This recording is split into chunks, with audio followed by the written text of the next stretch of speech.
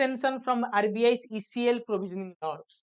ठीक है, अभी कुछ दिन पहले अगर आप बैंकिंग सेक्टर को बहुत अच्छे से फॉलो करते हैं, आपको पता है कि कुछ दिन पहले 20-25 दिन पहले मूडी ने, मैंने भी ये सेशन में बताया था, मूडी जो रेटिंग एजेंसी है, इंटरनेशनल रेटिंग एजेंसी, मूडीज ने बताया था कि इंडिया में बैंकिंग के ऊपर, बैंक्स के बैलेंस शीट के ऊपर, गवर्नमेंट बैंक के बैलेंस शीट के ऊपर बुरा प्रभाव पड़ेगा, बुरा असर पड़ेगा। There will be negative impact on India PSB balance sheet if the ECL framework has to be implemented, and for that the Indian stock prices, public sector bank stock prices crashed, not crashed, it has got down little bit. Okay, so what was that?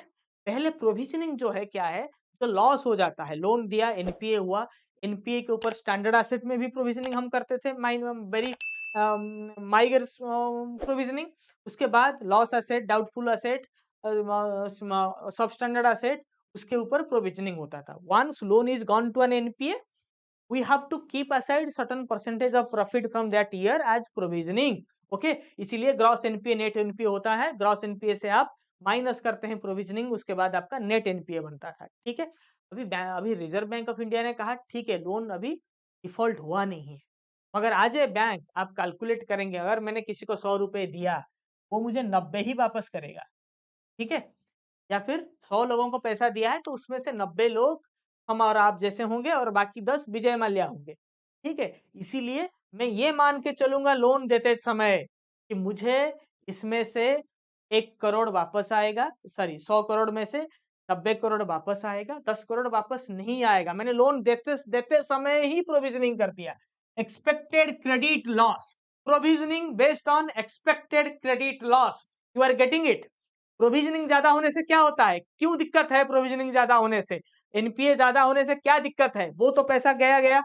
ठीक है, आपको customer को भी पैसा वापस करना था अपने डिपॉजिटर को, वो नहीं कर पाए, वो पैसा जो प्रॉफिटेबिलिटी आप प्रॉफिट जनरेट करते थे वो चला गया। उसके बाद हर साल आप उसके ऊपर प्रोविजनिंग करेंगे, प्रोविजनिंग करेंगे तो आपके करंट ईयर के प्रॉफिटेबिलिटी से भी पैसा कम हो जाएगा। उसके ऊपर आरबीआई बोल रहा है कि आपका जो ईसीएल है, एक्सपेक्टेड क्रेडिट लॉस, जो आप मान के चलेंगे कि 90 100 में से 90 या 85 कवर होगा, बाकी रिकवर नहीं होगा। जो रिकवर नहीं होने वाला है, एनपीए नहीं हुआ है, होने वाला है, उसके ऊपर भी आप प्रोविजनिंग कर दो। ये आरबीआई का मैंडेट है। ठीक है, तो ये है क्या है, around 1 to 2% of loan portfolio with public sector banks expected to be hit harder at 4 to 5 at 4 to 5%. Canara Bank recently disclosed provisioning requirements of 42,000 crore for the transition. तो अगर कैनरा बैंक करता है ईसीएल के ऊपर अपना provisioning, तो additional 42,000 crore profit करना होगा, सॉरी उसको अरेंज करना करना होगा। ठीक है, तो ये जो है आरबीआई ने बताया है कि इसका क्लियर नहीं है। आरबीआई ने बताया है कि जो फ्रेमवर्क है वो मे बी 2025 अप्रैल 2025 को इम्प्लीमेंट होगा। तब तक आरबीआई देख रहा है कि सब कुछ सही है कि नहीं, हम इम्प्लीमेंट करेंगे तो क्या होगा। वो फ्रेमवर्क अभी बन रहा है। ठीक है, समझ में आ रहा है। अगर ज्यादा प्रोविजनिंग करना होगा, उससे कुछ नहीं है यार। बैंक का पैसा अपने पास, प्रोविजनिंग करके बैंक किसी को पैसा देता नहीं है, अपने पास रिटेन करता है, अपने पास ही पैसा रखता है, ताकि अगर सारा लोन भी डिफॉल्ट हो जाए, प्रोविजनिंग के नाम पर जितना पैसा रखा है उसको वहां से निकाल के बैंक ऑपरेशनल हो सके। ठीक है, बहुत ज्यादा नुकसान होने पर भी, बहुत ज्यादा एनपीए होने पर भी bank will remain afloat, bank will keep running. ठीक है, ऑन कैपिटल कंसर्न, सब कुछ कैपिटल डूब जाने के बाद भी बैंक सस्टेनेबली चल सकता है। मगर इतना पैसा अगर आप इन्वेस्ट ना करके, किसी दूसरे को लोन ना दे के सिर्फ अपने पास ही रख लेंगे, जैसे मैंने बताया कि 30 साल के बाद करोड़पति बनने के लिए अगर आप आज से ही कुछ एक्सपेंडिचर नहीं करेंगे, अपने जिंदगी को दुश्वार कर देंगे, तो उसका कोई फायदा नहीं है। उसी तरह से आपका अपॉर्चुनिटी लॉस हो, अपॉर्चुनिटी कॉस्ट आप इनकर कर रहे हैं।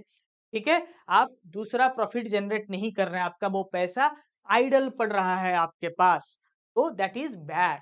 क्योंकि as a banker you need to generate profit, because you are legally committed to your depositor to give them to earn profit and to give them the interest. Reserve Bank of India has introduced a shift from provisioning norms by banks by implementing the expected credit loss based on provisioning. Under this approach, provisions will be built based on self-designed models that capture the probability of default or PD and the loss given default at an earlier stage. The provisions will consider historical individual experience and the collateral or cash flow value of the defaulted asset. Banks will classify the loans into 3 stages and evaluate a range of possible outcomes, time value of money, and future economic conditions. Implementation will have a transitioning period for a one-time adjustment period. However, challenges include the availability of data to estimate default probabilities and loss accurately. The RBI's proposed approach aligns with the internationally accepted framework of IFRS 9 and would apply to scheduled commercial banks. ECL based provisioning aims to improve the accuracy, loss estimation, and enhance the transparency in banking system. तो bank को दिया गया है कि अपने हिसाब से अपना ही पोर्टफोलियो को देख के, मान लीजिए एनर्जी सेक्टर में आपने लोन दिया है पिछले 5 साल में, उसमें से हर 100 करोड़ में आपको 90 करोड़ लोन वापस आया है, बाकी 10 करोड़ में आपका डिफॉल्ट होता है। तो आप एक ऐसा असेसमेंट करेंगे कि इंडिविजुअल सेक्टर में जो लोन दिया जाएगा उसके हिसाब से आप मान के चलेंगे कि 10 करोड़ मेरा नुकसान होने वाला है और मैं क्या करूंगा, उस 10 करोड़ का प्रोविजनिंग पहले से करूंगा। ये है आरबीआई का ईसीएल मैंडेट। समझ में आ गया होगा।